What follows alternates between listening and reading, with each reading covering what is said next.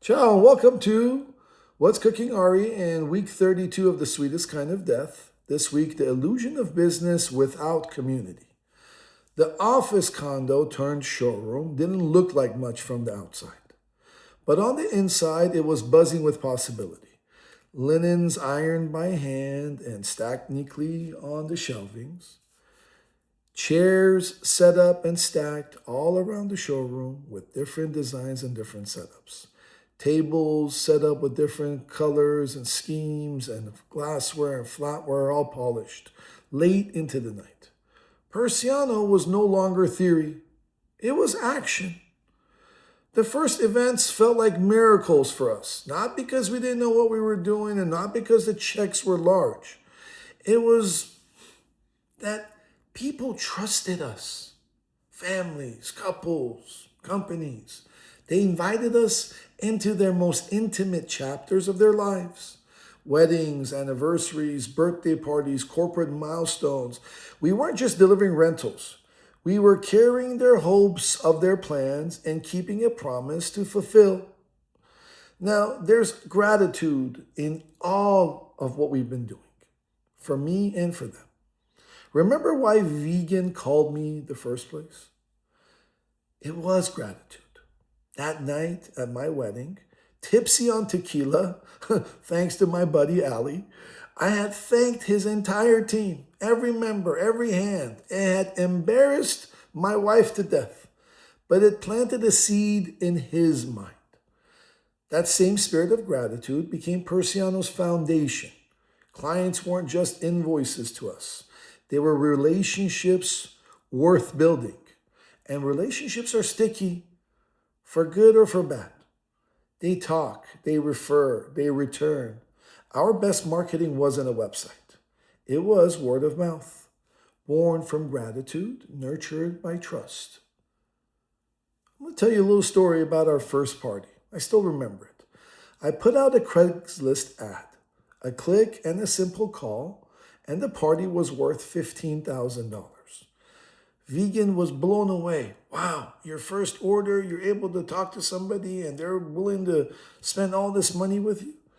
It wasn't because I was selling them anything, I was providing a solution to their problem of gratitude. So we pulled it off with sweat, hustle, borrowed confidence. Vegan had been shocked, but I wasn't. I knew that gratitude multiplied. That one event became three. Three became 10. Each one became a deposit into my bank of my community.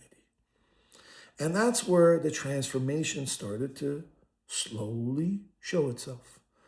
The office stopped being a liability to me, it became my hub. Clients came not just for rentals, but for connection, for advice, for comfort, for the feeling that someone cared as much about their event as they did. And they found a guy and a team behind him who did. Each one of us, Ali, Asal, Sue, everybody that had worked with us, Johnny, everybody, Yuli, any human being that you came across with through Persiano's team, loved to be at service for you, wanted to see your dreams come true. And we're honored we were able to fulfill that. And in those moments, I realized that these clients had not just come here for these rentals. I realized that this wasn't just a business, it was a community service that was disguised as an event company. So, where is the reflection or the mirror in this chapter? Where is the illusion? Business without community. We think that we can scale with ads. We can close deals with price sheets or beating somebody's uh, offer sheets. Grow with systems alone. We can't. Business without community is fragile. One downturn, one competitor, one misstep, one lawsuit, and it all evaporates. So, community is the glue, gratitude is the growth engine, and love is and should be your strategy. So, how does my definition of love reframe business this way? When I look at love through leadership, through stewardship, leading my clients is caring for their dreams, not just their budgets. When I look at love through opportunity, through creativity, every event is a canvas for me. Every client is a story. When I look at love through a vision that unites, Persiano wasn't my business. It was a bridge between families, cultures, and generations. And when I look at love through empowerment, through enrichment, clients empowered us with trust. We enriched them with joy. And in the bank of time and trust, community deposits are priceless. They last longer than contracts and websites or ads. So here is the reflection in your mirror. Where in your life or business are you treating people like transactions instead of relationships? Again, where in life or business are you treating people like transactions instead of relationships? Treat your wife like your friend, not what your responsibility is.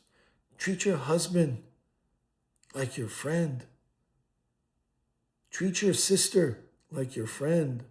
Treat your mom like your friend. Treat your brother like your friend. Treat your father like your friend. Because we treat our friends greater than we treat ourselves and our families. So once again, where in your life or your business are you treating people like a transaction instead of relationships? Where are you cashing those checks instead of planting the roots? Here is your kill move for this week. Step 1, identify one relationship in your work that you've been treating as transactional, or identify a personal relationship that you are. Within 48 hours, make a gesture as your second step of gratitude with no strings attached. A simple thank you, a call, a note, a visit, an acknowledgement. And step 3, record this as a deposit. Because business built on community, relationships built on community, outlives businesses and relationships built on transaction. So here is the closing quote for this week. A business without community is a tent without stakes. The first wind will take it down. Ciao.